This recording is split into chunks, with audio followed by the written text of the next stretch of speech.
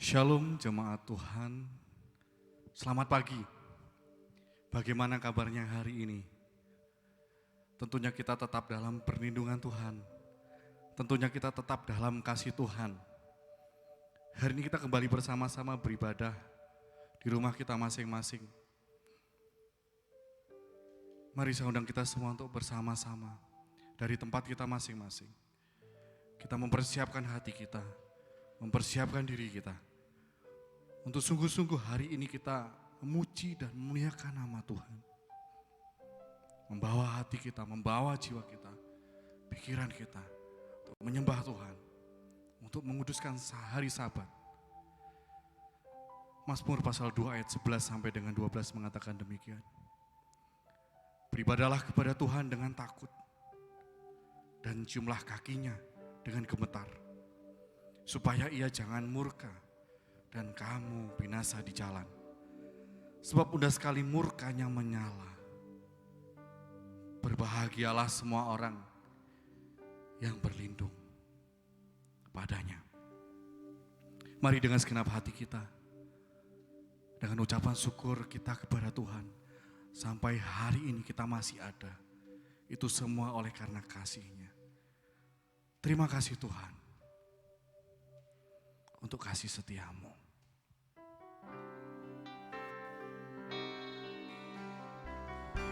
Dengan segenap hati kita, dengan segenap jiwa kita, ucapan syukur kita kepada Tuhan. Terima kasih Tuhan.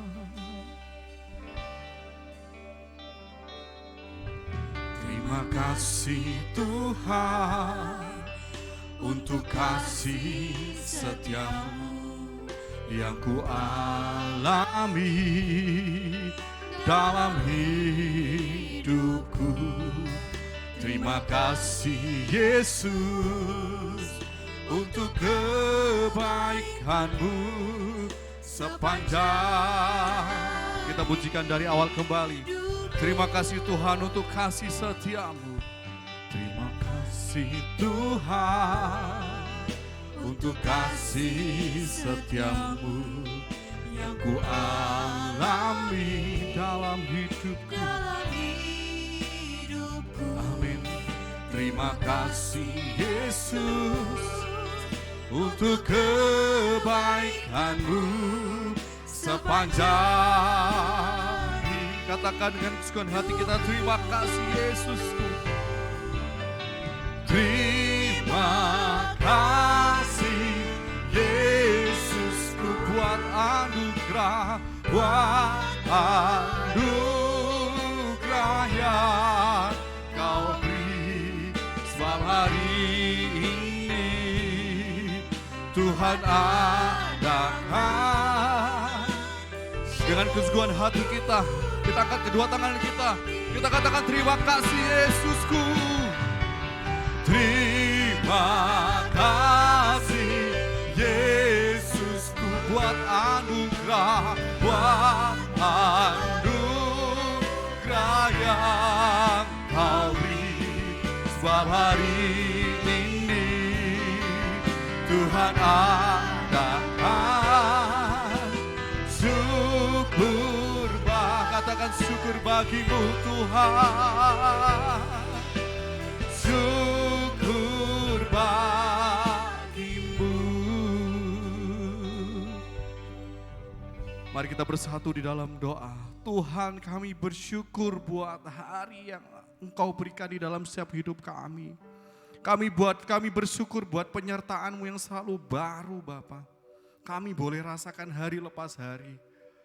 Hari ini kami siap memuji-Mu, kami siap menyembah-Mu Tuhan. Inilah kami, inilah tubuh jiwa raga kami yang kami persembahkan hanya untuk kemuliaan-Mu saja Bapa. Kami serahkan pujian kami serahkan persembahan kami hanya di dalam nama Tuhan Yesus Kristus. Kami serahkan ibadah ini Bapa dari awal pertengahan hingga akhir selesainya. Bila mana ada kuasa iblis, kuasa kegelapan yang mengganggu jalannya ibadah kami Bapa, kami bersatu hati usir hanya di dalam nama Yesus. Bapa, kami serahkan ibadah kami pada saat pagi hari ini hanya di dalam nama Tuhan Yesus, Allah kami hidup, kami berada bersyukur. Haleluya. Amin. Pembacaan Alkitab kita diambil dalam Kolose pasal yang keempat ayat yang kedua. Kita akan buka Alkitab kita dan kita akan bacanya bersama-sama. Bapak Ibu silakan membaca dari rumah bersama dengan keluarga Bapak Ibu dan Saudara. Kita akan baca ini bersama-sama. Hitungan 1, 2, 3 nanti kita akan baca bersama-sama. Kolose pasal yang keempat ayat yang kedua. Kita akan bacanya bersama-sama. 1, 2, 3.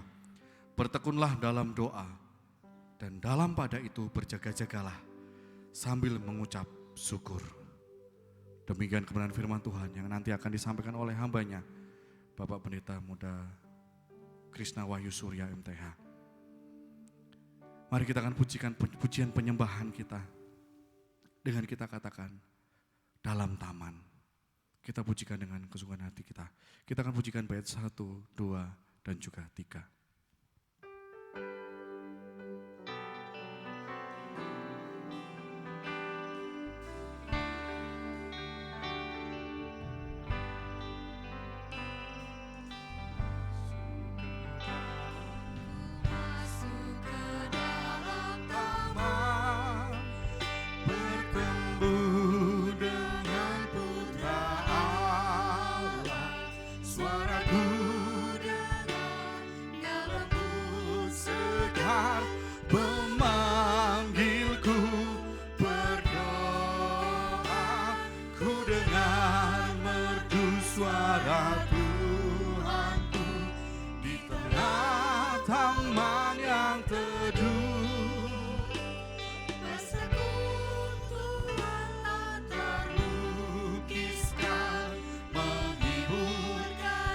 Kita pujikan bait yang kedua.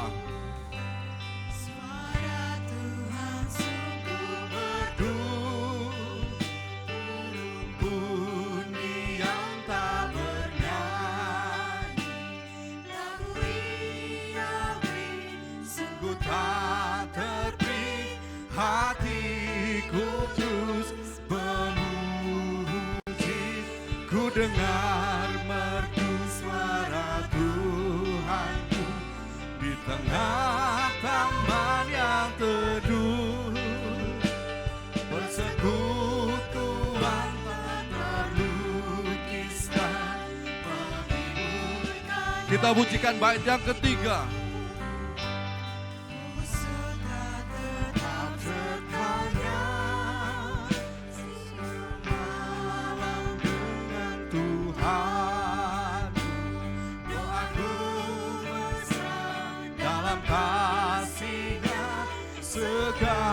Segenap jiwaku, ku dengar merdu suara Tuhanku di tengah taman yang teduh, persekutuan tak terlukiskan, menghiburkan hatiku. Mari pada saat pagi hari ini kita akan memberikan persembahan dan persepuluhan kita. Ada beberapa cara untuk memberikan persembahan dan persepuluhan kita. Yang pertama adalah melalui rekening BCA dengan nomor rekening 29407720012. Saya ulangi, melalui rekening BCA 29407720012 atas nama Adi Putranto atau Tovan Arvile Yunardo Swakokone dengan memberikan keterangan tujuan. Yang kedua, memasukkan ke dalam kotak persembahan yang berlokasi di depan pintu kantor gereja bagian dalam setiap harinya antara pukul 09.00 sampai dengan 19.00 WIB. Yang ketiga, melakukan pengumpulan mandiri, yakni menyimpannya dan memasukkannya ke dalam kotak perpuluhan atau kantong persembahan pada saat ibadah minggu berjalan seperti biasa nantinya. Mari kita akan menaikkan doa syafaat kita akan menyerahkan setiap pergumulan gereja kita, negara kita di hadapan Tuhan. Dan setelah doa syafaat, nanti kita akan mendengarkan kebenaran firman Tuhan yang langsung akan disampaikan oleh hambanya, Pendeta Muda Krishna Wahyu Surya MTH. Kami persilahkan.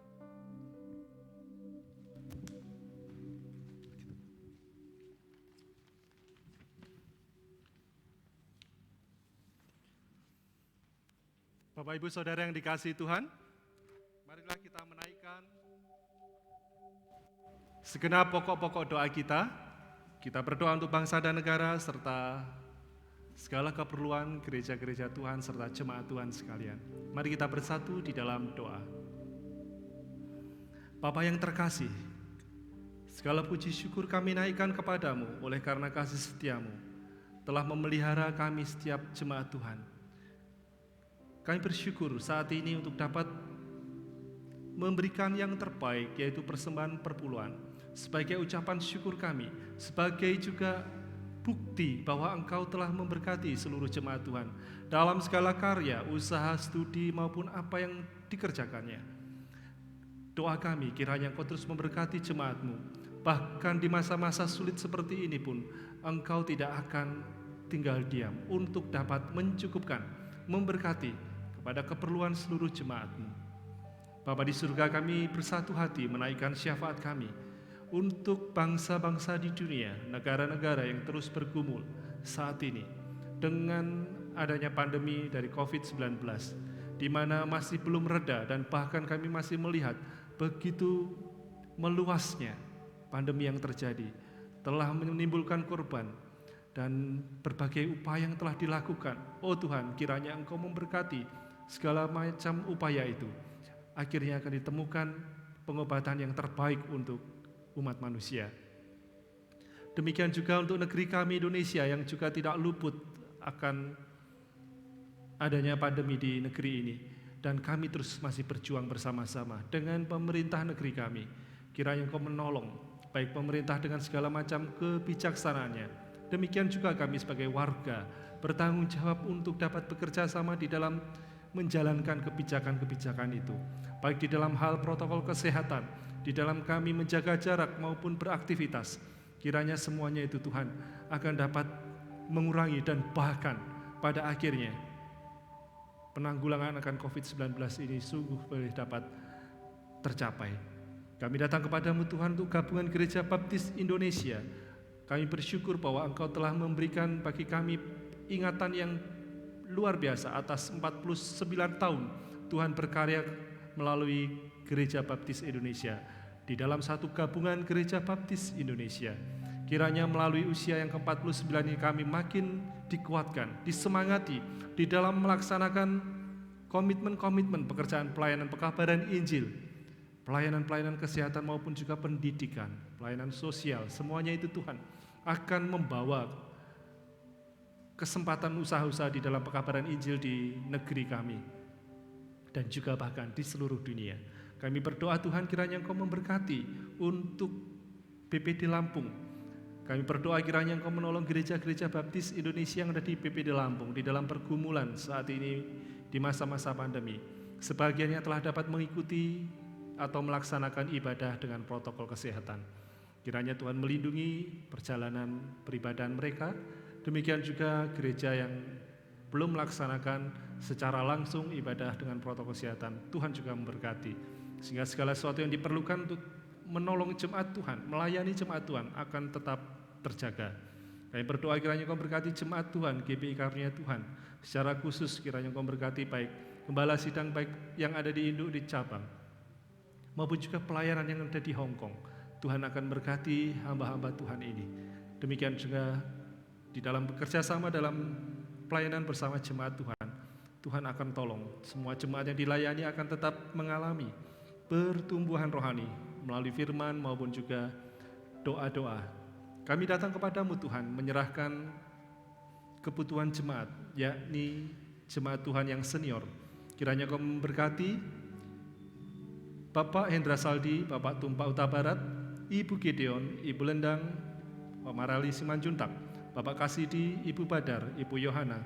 Kami berdoa Engkau memberkati Ibu Sijabat, Bapak Suparno, Bapak Susanto dan Ibu Trimurti, agar semuanya diberi perlindungan dan juga kekuatan, sehat kuat di dalam kemantapan iman mereka juga.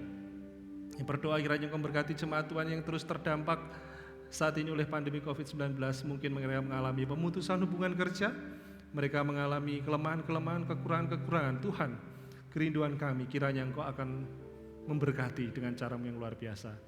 Setiap warga jemaat Tuhan, keluarga-keluarga Tuhan yang merindukan keturunan, doa kami kiranya Engkau pencipta sanggup memberikan yang terbaik, yaitu keturunan yang terbaik untuk mereka.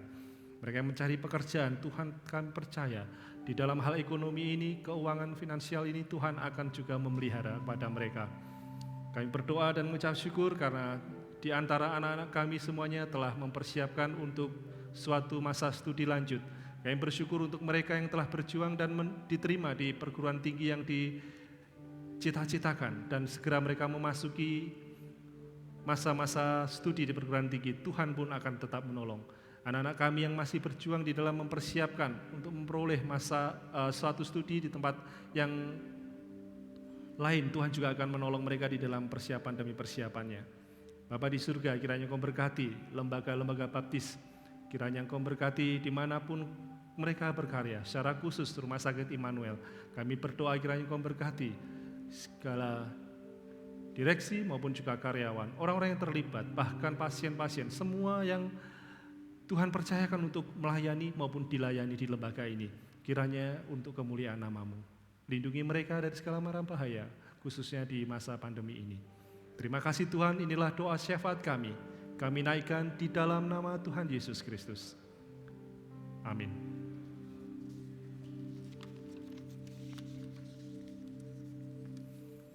Bapak Ibu Saudara yang dikasihi Tuhan, salam damai sejahtera untuk kita sekalian, dan kita memasuki pembelajaran di dalam disiplin rohani, di mana minggu lalu sebagai pengantar saya telah menyampaikan di dalam khotbah mengenai disiplin rohani, bahwa disiplin rohani adalah merupakan latihan rohani yang dilakukan oleh seseorang atau dibiasakan oleh seseorang Kristen yang membawa dirinya lebih dekat kepada Tuhan dalam hal karakter tentunya, dan juga dalam kesalehan. Kata-kata yang selalu saya pakai adalah seorang murid yang mendisiplin rohani adalah seorang yang rindu untuk makin serupa dengan Yesus Kristus. Maka latihan rohani diperlukan untuk suatu komitmen, mengambil kebiasaan-kebiasaan ataupun cara-cara untuk makin ia serupa dengan Yesus Kristus. Tentu ada banyak kegiatan rohani yang dapat menolong kita makin serupa dengan Dia. Doa, memuji Tuhan atau menyanyi, meditasi atau renungan pribadi. Demikian juga ada memberi, keramah tamah dan lain sebagainya. Karena itu, di minggu ini kita berkesempatan belajar dari ragam disiplin rohani. Yang pertama, yakni berdoa. Sekali lagi, disiplin rohani berdoa. Seperti dikatakan dalam Kolose pasal 4 ayat 2, mendorong kita untuk terus berdoa. Namun mari kita melihat dorongan untuk giat lebih berdoa seperti dikatakan dalam pasal 4 ayat 2, bertekunlah dalam doa di kitab Kolose. Kita akan melihat secara detail apakah tujuan berdoa itu. Apakah tujuan berkegiatan atau training atau latihan berdoa. Kita lihat dari Yesus sendiri, di mana Ia telah mengajarkan doa sebagaimana yang Ia ajarkan, yakni kita kenal sebagai doa Bapa kami. Pasti tidak asing ya kata-kata atau doa Bapa kami. Dari situ, dari kata-kata yang ada dalam doa Bapa kami, kita akan tahu tujuan-tujuan apa sih sebenarnya di dalam doa itu. Mari kita melihat, mungkin namanya doa Bapa kami dimulai dengan kata-kata Bapa kami yang di surga. Nah, berarti kepada siapa kita menyampaikan tujuan doa, jelas sekali kepada Bapa. Tetapi lanjut, bahwa kata berikutnya adalah dikuduskanlah namamu, hallowed be your name. Ini artinya bahwa yang pertama tujuannya adalah untuk memuji Tuhan, dikuduskanlah, dimuliakanlah namamu. Ada ekspresi pemujaan bagi kita, adoration, ada pemujaan di sana, penyembahan ada di sana. Karena itu tujuan di dalam doa salah satunya pasti merindukan atau menyerapkan hati kita untuk memuji Dia atau menyembah kepada Dia. Daud seringkali memberikan contoh di dalam kitab Mazmur dan juga di dalam 1 Tawarik mengenai doa yang memuji, doa yang menyembah Tuhan. Kemudian setelah kata-kata dikuduskanlah namamu, tentu hafal ya, datanglah kerajaanmu, jadilah kehendakmu. Maksudnya di sini yang tujuan yang kedua adalah berdoa supaya kehendak Tuhan yang terjadi. Biarlah kerajaan surga hadir di tengah-tengah kita, kehendaknya hadir di tengah-tengah kita, hadiratnya kita hidupi. Ada tujuan yang luar biasa di sini. Selanjutnya Bapak Ibu Saudara yang kasih Tuhan, berikanlah kami pada hari ini makanan kami yang secukupnya. Tujuan doa berikutnya berarti membuat permohonan, permintaan kepada Tuhan, kebutuhan sehari-hari, urusan perut maupun juga bahkan kesehatan. Sebab di dalam kitab Yohanes pasal 2, di dalam 3 Yohanes disebutkan mengenai berdoalah untuk kesehatan jasmani juga. Jadi tujuannya sangat jelas di dalam doa Bapa kami. Bahkan di selanjutnya dikatakan, ampunilah kami akan kesalahan kami, seperti kami juga mengampuni orang yang bersalah kepada kami. Bahkan pengakuan dosa pun ada di sana ketika kita berdoa, pengakuan dosa dan mencari belas kasih Tuhan. Ini tentu dengan keyakinan bahwa memang kami berdoa Tuhan, tetapi Engkau setia dan adil. 1 Yohanes pasal yang ke-1 ayat yang ke-9. Barang siapa mengaku dosa kita ya, jika kita mengaku dosa kita, Ia setia dan adil dan akan mengampuni dosa kita. Dalam doa kita ada tujuan untuk mohon pengampunan dan belas kasih-Nya. Tetapi juga lebih lanjut dalam doa Bapa kami dikatakan, janganlah membawa kami ke dalam pencobaan, tetapi lepaskanlah kami daripada yang jahat. Ada permohonan pemeliharaan Tuhan. Tolong Tuhan pelihara di waktu-waktu yang jahat, di waktu-waktu yang sulit seperti masa-masa kini. Kiranya Tuhan tetap memelihara kami. Nah, sekilas saja di dalam doa yang diajarkan Yesus, kita bisa melihat tujuan demi tujuan dari doa itu sendiri. Sekarang bagaimana dengan pengajaran para rasul? Setelah kita melihat tujuan doa dari doa yang diajarkan oleh Yesus, kita melihat sekarang doa sebagaimana diajarkan oleh para rasul. Di dalam 1 Tesalonika, Paulus menyatakan atau menuliskan di sana dengan ucapan syukur. Jadi doa juga merupakan suatu kesempatan untuk mengucapkan atau mengungkapkan rasa syukur kita kepada Tuhan. Tentunya atas segala sesuatu yang terjadi dalam kehidupan kita. Di dalam kitab Filemon, Paulus menghiburkan seorang Filemon dan juga budaknya Onesimus. Dalam doa itu juga adalah untuk menemukan kedamaian, bahkan di tengah-tengah kecemasan. Pernah cemas? Pernah khawatir? Pasti kita sekalian semuanya pernah mengalami hal demikian. Di dalam doa kita akan ditolong untuk mengatasi atau menemukan ketenangan, menemukan kedamaian di tengah-tengah bahkan kecemasan dan di masa-masa sulit. Ada waktu-waktu di mana saya merasakan dalam perjalanan hidup saya, waktu saya masih sangat muda, masih SD, dan kemudian setelah masuk seminari. Satu perkara yang sama saya alami 2 kali, waktu masih SD dan di seminari, yaitu patah tulang. Patah tulang klavikula, itu ada di sebelah sini ya, yang ya di sebelah kiri ini patah tulang 2 kali, benar-benar patah dan ada remukannya di dalamnya. Jadi ketika mengalami yang kedua, dokter yang memeriksa langsung memberitahu, operasi ya besok. Nah, belum pernah saya mengalami yang namanya operasi. Belum pernah mengalami operasi besar yang seperti itu. Pasti ada ketakutan, kecemasan. Apalagi waktu itu masih di luar kota. Tapi di dalam doa saya mohonkan, teman-teman seangkatan di seminari, Civitas Akademika Seminari, tempat pelayanan saya di Gereja Baptis Indonesia Banaran waktu itu. Dan teman-teman yang saya ketahui, saya mohonkan doa bagi saya, Tuhan pulihkan. Saya tahu saya punya rumah sakit baptis, ya, umat baptis punya rumah sakit baptis. Saya langsung ambil kesempatan untuk pulang ke Kediri. Dan besoknya ketemu dengan almarhum dokter Julius Yombing yang menyampaikan kepada saya, ya besok disiapkan ya operasi. Nah besoknya jam 9 pagi sudah masuk kamar operasi, semua sudah disterilisasi alat-alatnya. Dalam doa terus, rupanya saya merasakan bahwa perjalanan yang saya alami dalam kekhawatiran dan kecemasan, saya masih merasakan bagaimana ada kawalan, ada yang mengawal saya.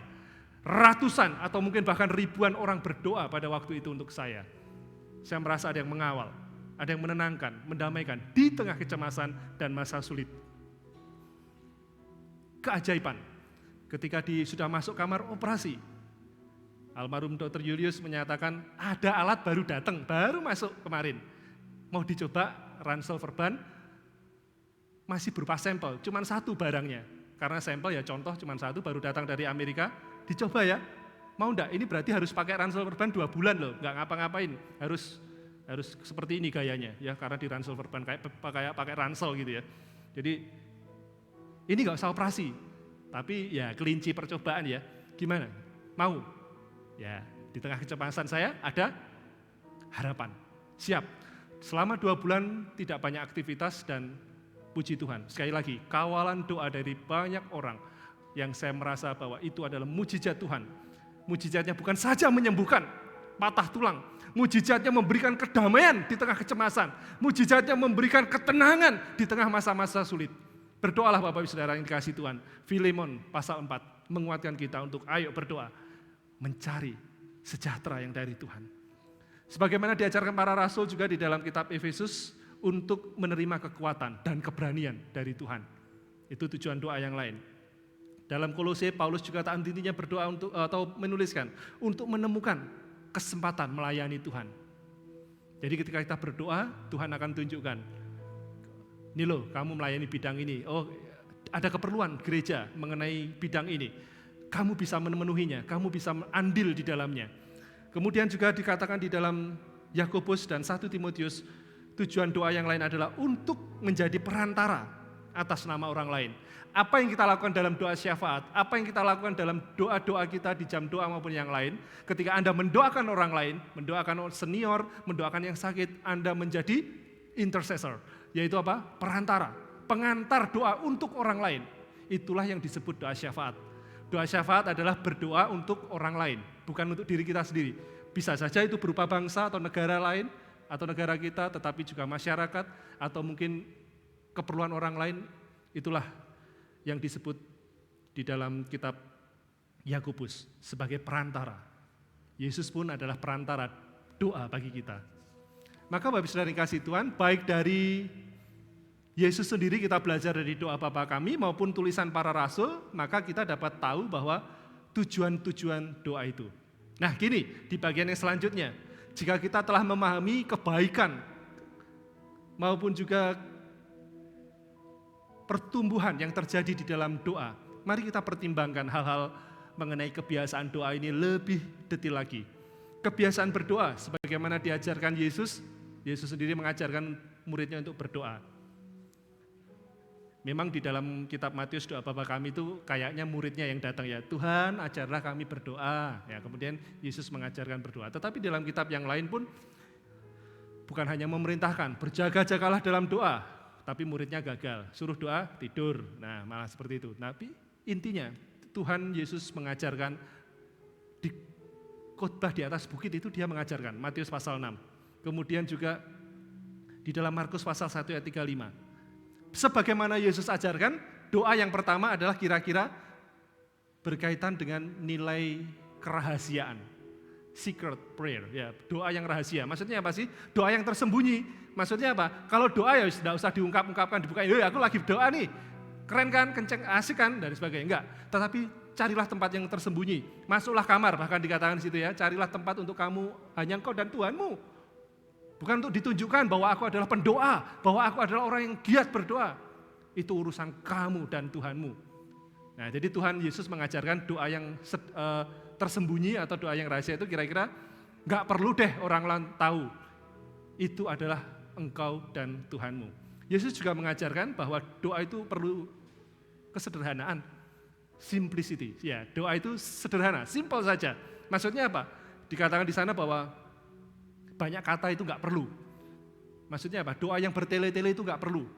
Doa yang panjang belum tentu bertele-tele ya. Doa yang panjang belum tentu salah. Tetapi maksudnya adalah bertele-tele itu seringkali digambarkan sebagai doa yang terus diulang-ulang-ulang. Karena biasanya orang-orang pada zaman itu kalau berdoa itu seperti rapal. Rapal itu harus diulang-ulang ya. Bahkan tanpa kesadaran, tanpa apa? Tanpa pengertian, ininya tidak masuk, cuman ini tok. Kadang-kadang juga ini tok, ininya sudah tidak masuk. Jadi hanya seperti rutinitas kebiasaan yang sebenarnya nggak ngefek kepada kehidupan rohani seseorang. Jangan bertele-tele. Karena apa? Alasannya jelas dalam Matius pasal 6. Karena Bapamu yang di surga itu sudah tahu kebutuhanmu. Dia itu sudah tahu. Tinggal kamu datang nggak ke dalam doa kepada dia. Lalu Yesus pun mengajarkan nilai doa selain yang rahasia atau tersembunyi tadi, simple, doa yang teguh, doa yang tabah. Ini menanggapi permintaan doa murid-muridnya tadi ya dalam doa Bapa kami. Tapi juga menceritakan tentang seorang janda. janda yang datang kepada tuan atau raja dengan gigih terus menerus pada akhirnya permohonannya dikabulkan. Kamu perlu berdoa demikian juga.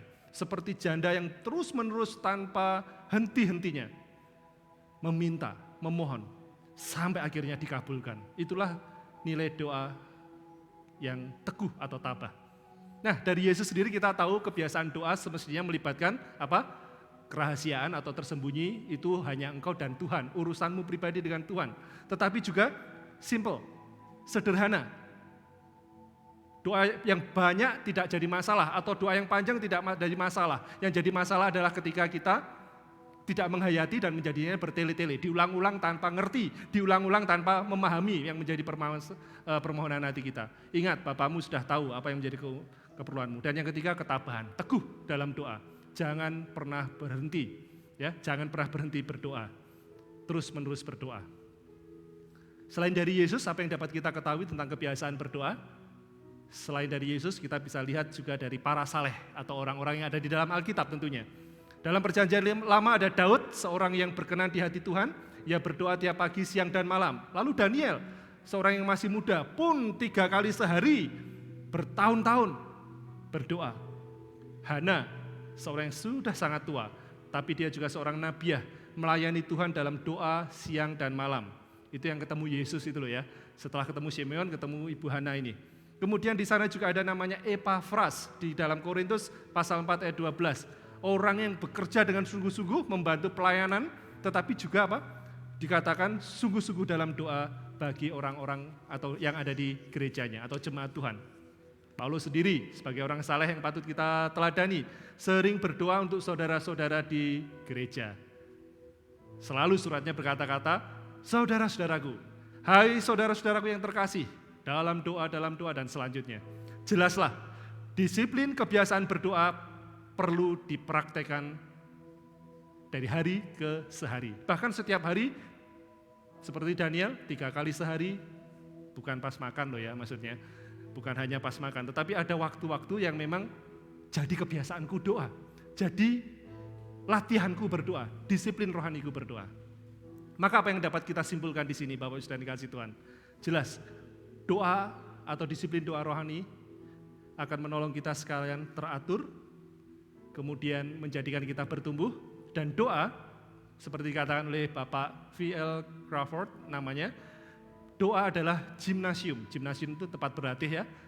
Tempat berlatih untuk mempraktekkan kesalahan dan juga dikatakan oleh Bapak B. Meyer untuk membesarkan otot-otot rohani ya, supaya otot-otot rohani kita makin berkembang.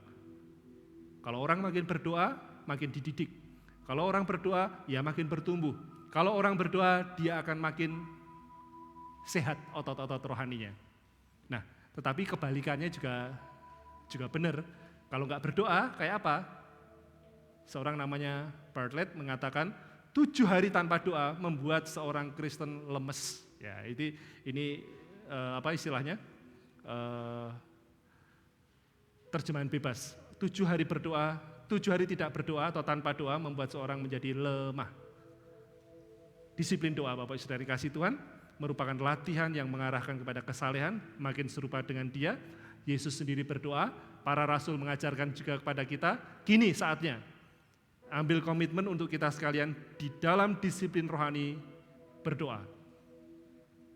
Murid yang mengasihi Tuhan, mengasihi sama dan menjangkau dunia. Gereja Baptis Indonesia Karunia Tuhan, jika Anda mengaku Anda adalah murid, berarti Anda adalah murid yang berdoa. Selamat berdoa, Tuhan memberkati kita sekalian. Meresponi kebenaran firman Tuhan ini, mari kita menyanyikan nyanyian pujian dari nomor 286. Suatu ajakan untuk ambil komitmen, suatu dorongan yang seperti dalam Kolose pasal 4 ayat 2 dikatakan bertekunlah dalam doa, maka adakanlah waktu. Adakanlah waktu bagi Tuhanmu. Adakanlah waktu untuk berbincang-bincang, menghabiskan waktu dengan Dia di dalam doa. Mari kita nyanyikan bersama-sama. Saya mengundang kita semuanya yang ada di rumah untuk berdiri bersama-sama. Adakanlah waktu.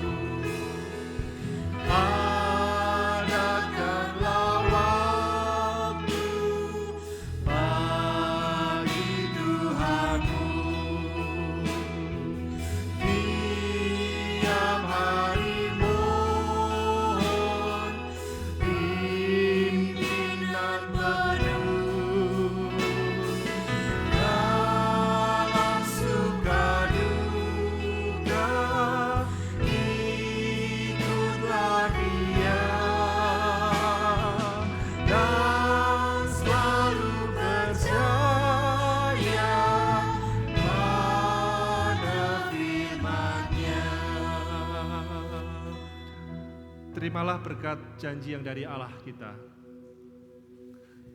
Tuhanmu melindungi engkau, Ia memberkati engkau. Ia menyinari engkau dengan wajah-Nya, memberi kasih karunia dan damai sejahtera. Amin. Pandanglah pada Yesus.